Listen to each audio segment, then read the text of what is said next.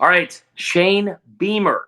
We get Beamer ball till 2030. Signs a contract extension, his second one since he's been in Columbia. What does it all mean, Basil? We talk about it next. Locked on Gamecocks starts right now.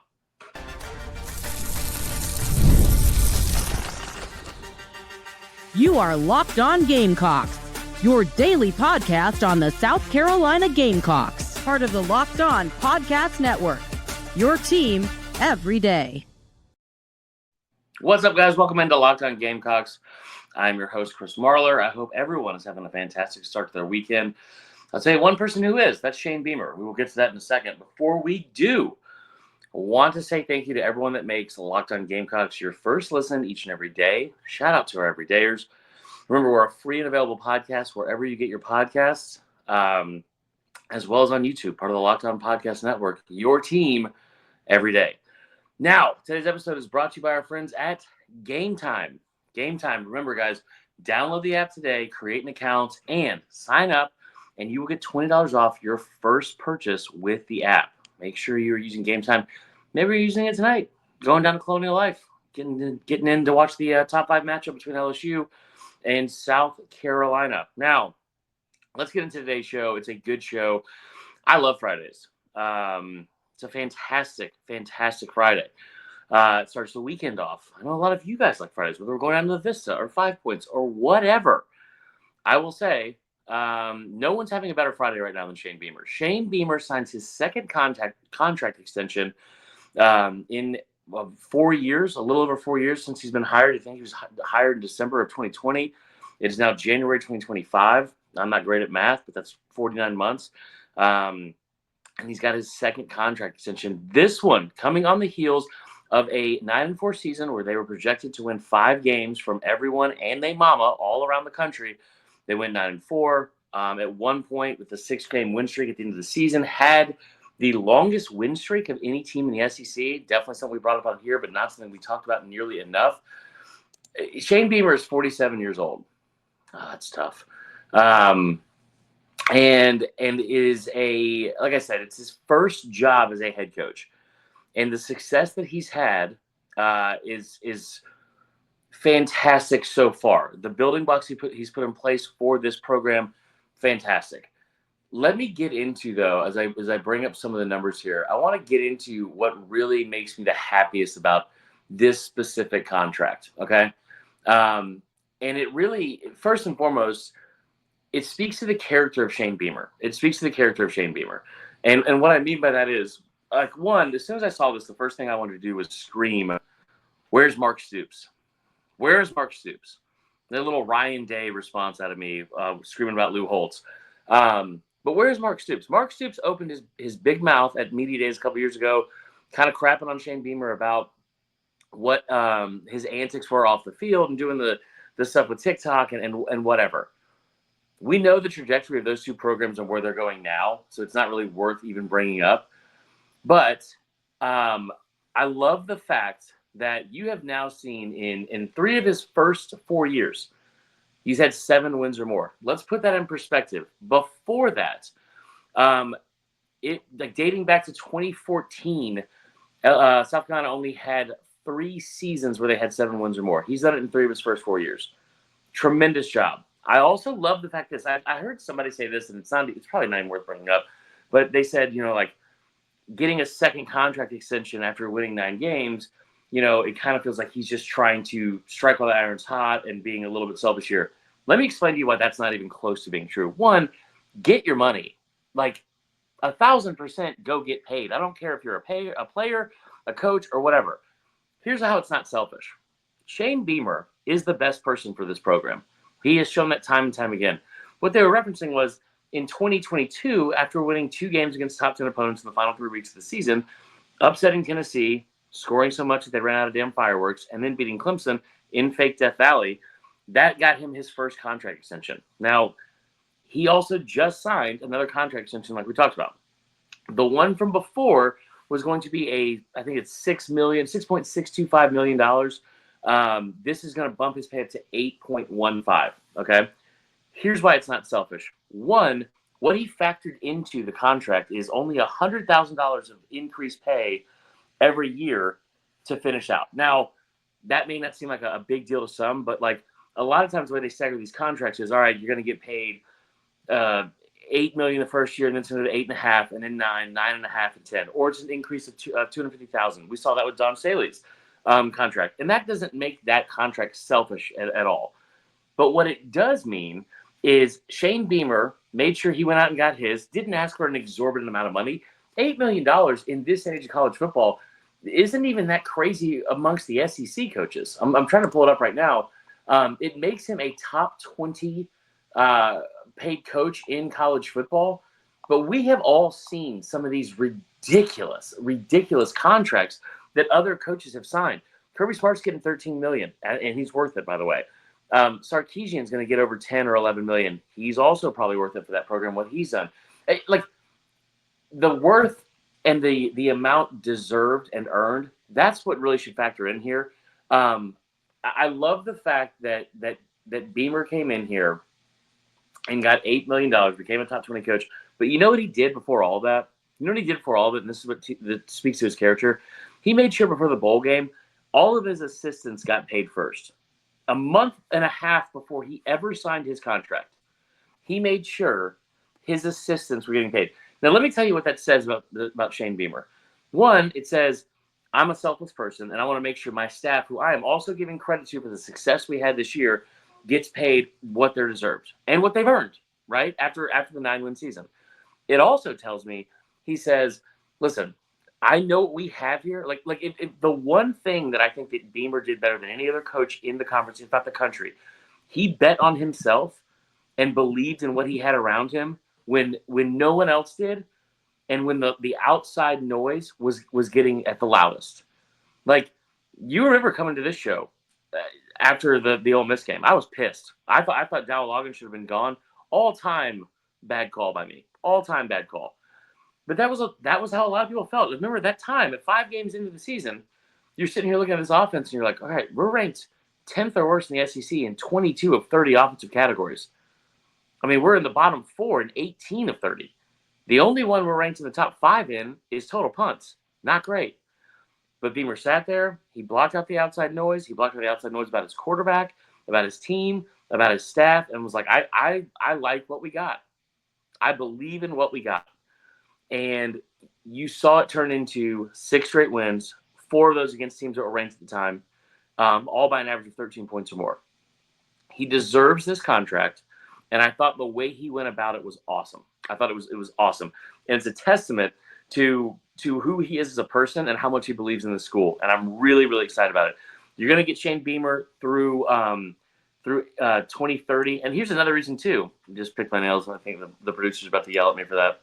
Just a nervous tick here, guys. Unbelievable. So the other part of it, too, is this. Shane Beamer signing this contract right after just getting a contract extension 2 years ago. Another reason why it's not selfless, that contract extension was only good through 2027. Very normal. It's a very normal thing for what Beamer did. And he didn't ask for an exorbitant amount of money. I thought he handled it very, very well. And I was excited about it. Listen, I'm going through the numbers right now of who's paid higher than him. I called him out because of how bad he's been, but Mark Stoops is making $9 million. Can you imagine giving Mark Stoops in this economy $9 million? So just a tremendous job. I will tell you this, if I was Beamer, this is again why he's a better person than me. If I was Beamer, I'm 1,000% telling Donati, the AD, give me more money. All right, we're going to take a quick break, and we're going to come back, and we're going to talk about the details of the contract, which are pretty interesting, to be honest. And we're also going to talk about this. There's such a big picture thing here that I think that is not being talked about enough with the entire athletic department at South Carolina. We're going to get into that and more when the show continues next. Before we go to break, I do want to tell you about our friends at the Game Time app once more. Now, man, just a big, big game tonight over in Colonial Life. We've talked about it a bunch. You can still get tickets. I believe I checked yesterday, $53 get-in price on Game Time app in the upper deck. But listen, on top of that, if you ever want to attend an NFL playoff game, I know we have not the best NFL teams in this little region we're in, whether you're a Panthers fan, Falcons fan, some people I have to converse with are Saints fans, bad all the way around. But attending an NFL playoff game is also a ton of fun. The energy, the excitement, the connection with other fans, it's unmatched. I remember the thrill of seeing several of my favorite teams in the playoff games in the years past also take our live producer to a playoff, Major League Baseball playoff game in Truist Field a couple years back. She was pulling for the wrong team. They lost. But had a blast, and you can have a blast as well, especially with using the Game Time app to secure your tickets. There's no one else in the industry that does a better job than Game Time, and they do such a good job at making sure you, the fan, are taken care of, whether it's their cancellation policy, it's the lowest price guarantee, whether it's seeing the tickets and the view from your seats before you ever enter the stadium. They are exceptional at what they do, and they do it better than anyone else in the ticket industry as a whole. So take the guesswork out of buying tickets with Game Time. Download the Game Time app today, create an account, use the code LOCKEDONCollege, all one word, all capital letters, for $20 off your first purchase. Now listen, terms apply, but again, create an account today, download the app, then create your account. Use and redeem the code LOCKEDONCollege for $20 off your first purchase. Download today, last minute tickets, lowest price guaranteed. What time is it? Game time. All right, what time is it for us? It's break time. We're going to have a little sip of this water, and we will be right back.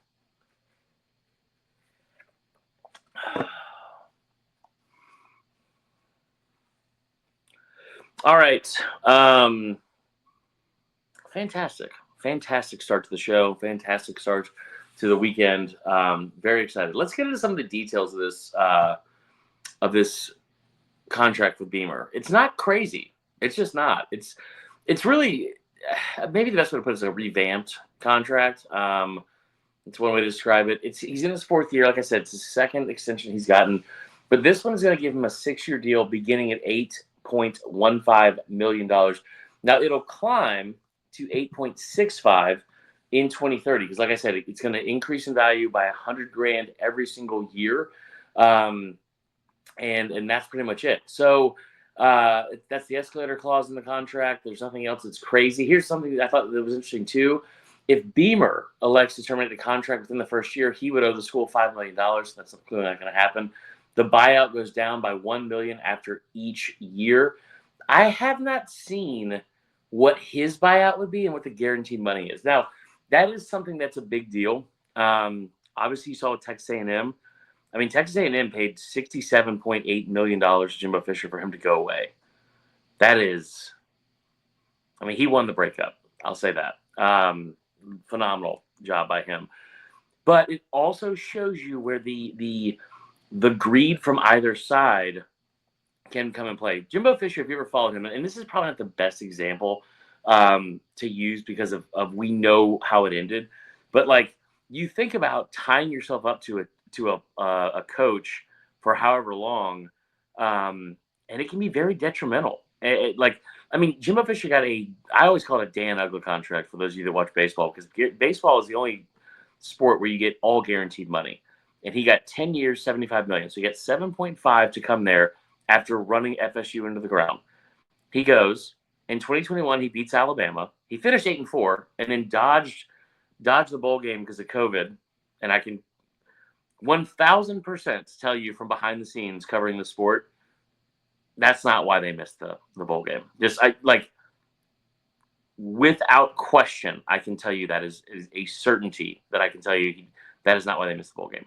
But what he did was pretty smart because he beat Bama, took that, parlayed it into signing the #1 recruiting class, had all this momentum going into the offseason, and was like, I want another contract. They gave him another guaranteed contract that would total, I think, to $93 million, which means everyone talks about how he got paid the $67.8. The guaranteed money Jimbo Fisher got from that program was over $120 million. That's what they gave him. Let's look at a difference, like a more watered down scale, for lack of better words. Will Muschamp. Will Muschamp got paid $29 million between two schools, including South Carolina, the other one being Florida, to leave their program. We see buyouts all the time. The live producer of the show, she's watched her school give away tens of millions of dollars to bad coaches and bad hires just to watch them walk away in guaranteed buyouts. I don't know what his buyout is, but I will tell you right now, having the escalator clause only go up $100,000, having his number still be right at 8, It's a fair contract. It says a lot to me about, again, the character and his lack of greed, because he didn't just waltz in and say, listen, I know I just got a contract 2 years ago, an extension. I want another one, and it better be over $9 million. I'm telling you right now, I would have gone in there and said, I want more than Mark Stoops, because I'm petty and a bit of a jerk in that scenario. But that's not what Shane Beamer did. So again, I'm sure that those details will also come out, or maybe I've just missed them today. But that is what he has signed up for now. Like, what the back end of his other contract was, he made 6.625, like I said, at the end of 2024. His contract was scheduled to max out at 7.125 at the end of 2027. So not a crazy increase here. You're talking about $1.5 million more per year, and I think he's earned that. You can say it's either that's his value that he's worth. That's what he deserves, so that's what he's earned. And I think you could say all three of those are true in this situation. Here's the other part that I don't think people are talking nearly enough about, okay? This is the second contract this university has given out to a major sport in the last 2.5 weeks. We did a show on this a while back, like not that long ago. Dawn Staley, she secured, wow, tough day. She secured one of the, I think it's the biggest contract in women's sports history. 5 years extension, $25 million. I also think that was very deserved. She's going to see her pay go up from around like 4.25 upwards to 5, which would make her a top 10 paid college coach, man or male or female, which is tremendous. So what you're telling me is you got a new AD that's come in, and now here's the thing with new ADs. New ADs love to make a splash. They love to come in and say, you know what, I want to hire my guy. I don't want to be tethered to a situation where somebody that was hired by a previous administration, that I have to have my job and my job security tethered to that. It was a decision I never made, and it's going to affect my livelihood and my tenure here. So a lot of times you'll see them make, whether it's being a splash or something where they're just trying to hire a guy that like in lieu of a bad season. You see it all the time, because you're going to be judged off the people that you have in place at these positions and head coaches, but also your hires, especially. Jeremiah Donati coming in, and in 2 months as the athletic director saying, listen, I don't have to make a splash because Ray Tanner didn't leave in bad graces or anything like that. I don't have to make a splash at all, but I'm going to go ahead and make sure that we allocate funds to two of the most deserving people on this campus so far, and say, listen, in a time where we need money for NIL, you always have to be keeping up, like it's an arms race, keeping up with facilities, all that kind of stuff. The groundwork and the foundation that Ray Tanner and his administration put in place, Colonial Life is one of the best places and best facilities for basketball in the conference. I said this over and over again. You already have a top 10 facility for football in the country. And that's not me saying it. That's from 247 Sports. I mean, Oregon, A&M, Ohio State, Texas, Alabama. I think Georgia's probably up there now at this point. They had terrible facilities for the longest time. But these are all places that we automatically assume and kind of associate with, yeah, those are the elites of the elites. You're in the top 10 in facilities with those programs. You're not one, but you're in the top 10. There's very few things that draw attention to 16, 17, 18-year-old recruits than bells and whistles and flashing lights. I mean, so that is a big deal to have that already in place. The foundation has been laid. Donati coming in and saying, listen, I'm going to go ahead and make sure I've got these two guys, not guys, but I'm going to have these two key pieces to our athletic department secured for the next 5 years. That way we have, like, what's your 5-year plan in a job interview? That's a 5-year plan. I want Beamer here till 2030. I want Dawn Staley here till 2030. I want to make sure they're not going anywhere. They're happy, they're fed, and they are paid. Now, the other part of that, you went out and got Paul Maneri to be your baseball coach, who's a national championship coach. And then you've got the defending SEC Coach of the Year. It's not a great start, but we're going to let it slide for the sake of this argument. I think that having those cornerstone pieces in place is a massive, massive deal. Like in this day and age where it is everything has always been an arms race, whether it be recruiting facilities before, to now where it's recruiting facilities and NIL money, budgets, make sure you can go out and hire key pieces on staff, all those things. They have done a tremendous job by saying, not only have we secured our head coach, but we've got the football staff in place. There's been more involvement with the Garnet Trust and NIL Collective than ever before. And here's the thing, guys. Like it's so much. We always say it's not the X's and O's, it's the Jimmys and the Joes. Yes, that is true. But now it's also becoming like how much do we have to pay the Jimmys and the Joes? And the transfer portal is awesome. We saw how it can affect like rosters in college football and help things turn around like all over the country. Ohio State won a national championship and they were able to get the best defensive player in the portal from last year. Maybe because Kyle Kennard was probably should have been up there. But Caleb Downs playing safety, Quinshot Junkins playing running back, Will Howard at quarterback. Those are all pieces they got from the portal. What we're seeing at South Carolina is different than a lot of other places, and especially because the success that's being tied to it. And that is this. You're not going out to get all these other pieces that you didn't have in place from the portal, outside hires, anything like that. Everything that South Carolina has is homegrown, it feels like. Like, how many times did we see a graphic hit our timeline on social media from the Garnet Trust saying, I'm staying home? And it's, Lenore Sellers. It's Dylan Stewart. It's Nick Harper. It's Jalen Kilgore. It's all these key pieces on offense and defense and all over this roster that are announcing, you know what, I've just signed another NIL deal with South Carolina, staying here. The offensive coordinator hire you made, Mike Shula, in-house.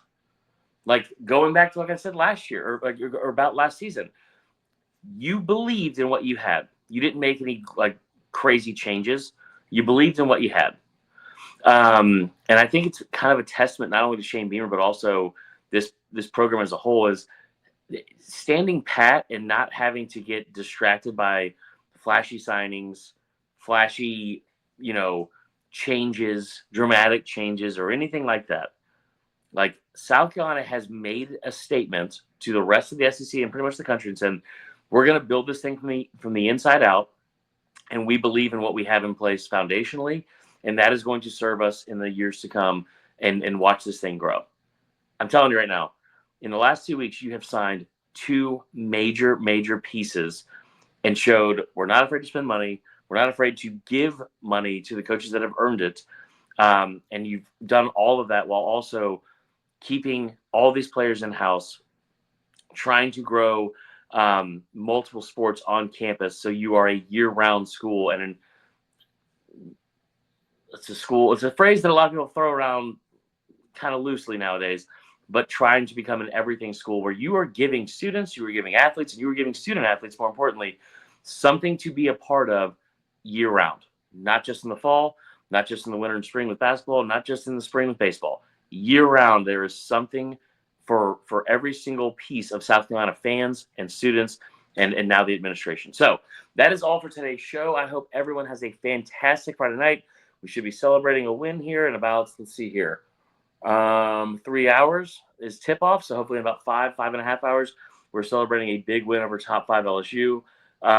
We'll be back tomorrow with another episode as well. So while you're not making Locked On Gamecocks, or while you're making Locked On Gamecocks your first listen, maybe go check out Locked On SEC as your second listen and go give Chris Gordy a listen as well. I hope all of you have a fantastic rest of your day. We'll see y'all later. Go Cox.